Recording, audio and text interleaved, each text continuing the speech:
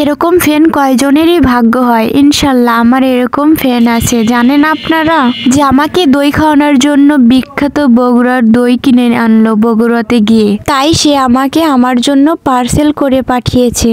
তো আসসালামু আলাইকুম, সবাই কেমন আছেন? আশা করি ভীষণ ভালো আছেন। আপনার দোয়ায় আমিও আলহামদুলিল্লাহ ভালো আছি। তাই আমার বাড়ি তো গ্রাম সাইডে, 10 টাকা ভাড়া লাগে বাজারে আসতে। তো ভাইয়াটা তো চেনেন আমাদের বাড়ি।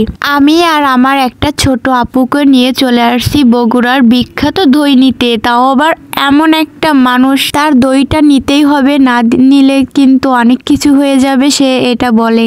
তো বগুড়ার দই কিন্তু বিখ্যাত, আপনারা সবাই জানেন। তো সেটা নিতে এসে অনেক পরিমাণে রাত হয়ে গেল। এতক্ষণ ধরে আমি অপেক্ষা করতেছি, তো অপেক্ষা করতে করতে করতে করতে এখন তো আমি বিরক্তই লেগে গেছি। তো অবশেষে আমি চেয়ারে বসে পড়লাম। হসপিটালের সামনে চেয়ার দেওয়া আছে, তো সেখানে আমি বসে পড়লাম। দাঁড়িয়ে থাকতে থাকতে পাটা অনেক ব্যথা করতেছিল। তো ওই ভাইয়াটা আমার আপুকে ফোন করলো যে আসলে কোথায় আছে, তো অনেক বিরক্ত ধরে গেছি। পরে ভাইয়াটা বলল এই তো পেয়ে গেছি। পরে হাত দিয়ে ইশারা করলো, পরে চলে আসলো। তারপর আমি বললাম ও মাই গড, 2টা পাঠাইতে বলছে কেন? আমি তো দই খাই না, আর খেলেও 1 চামচ 2 চামচ খাই, এর বেশি আমি খাইতে পারি না।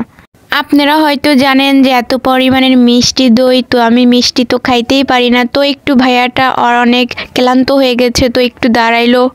পরে বললাম আমরা তো 2 জন আসছি, আর এটা অনেক ভারী, তো খুলিয়ে দেন। ও একটা নেই, আমি একটা হাতে নেই।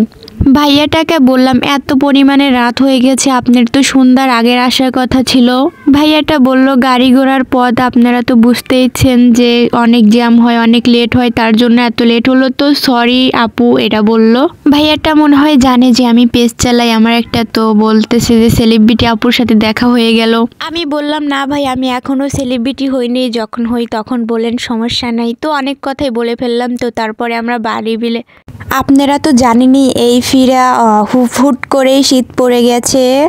তো শীত পড়ে গেছে, অনেক পরিমাণে শীত লাগে আমার এমনিতেই। তো তারপরে আমি বাসাতে এসে দইটা আসলে কাগজটা খুলিয়ে দেখলাম, ওয়াও এত সুন্দর ঘ্রাণ আর সুগন্ধ, শুনেই যেন পেটটা ভরে যাচ্ছে। তো তারপরে আমি আসলে খুলে একটু খাইতে মন চাইলো। এখনকার অনেক ঠান্ডা লাগলে হচ্ছে দই খেতে হয় না।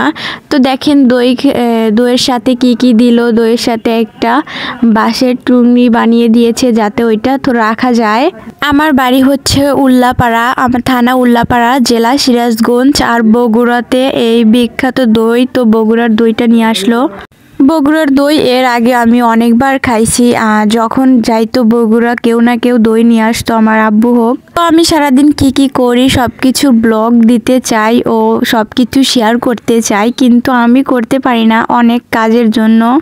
চামচটা নিয়ে তো দইটা আমি কেটে একটু মুখে দেব। আসলে মিঠা ওইরকম খাই না, কিন্তু গ্রান শুনেই খাইতে মন চাচ্ছে। আপনারা কে কে চেনেন যে বগুড়ার দই এত বিখ্যাত, আর কে কে খাইছেন অবশ্যই কমেন্টে বলবেন। আমার ভিডিও কেমন লাগছে সেটাও বলবেন। তো মুখে দেওয়ার পরে ওয়াও এত টেস্ট, এত মজা, মাশাআল্লাহ অনেক পরিমাণের মজা। তো আমি অনেক দিন পরে এই দইটা খাচ্ছি।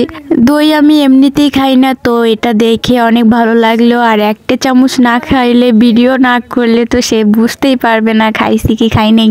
তো আপনারা আমাকে সাপোর্ট ও ফলো দিয়ে দিবেন। আগে অনেক পরিমাণের ভালোবাসা দিচ্ছেন, এখন কমিয়ে দিচ্ছেন, বুঝতেছি না কেন যে। তো আমার ভিডিও ভালো লাগলে অবশ্যই ভালোবাসা দিবেন।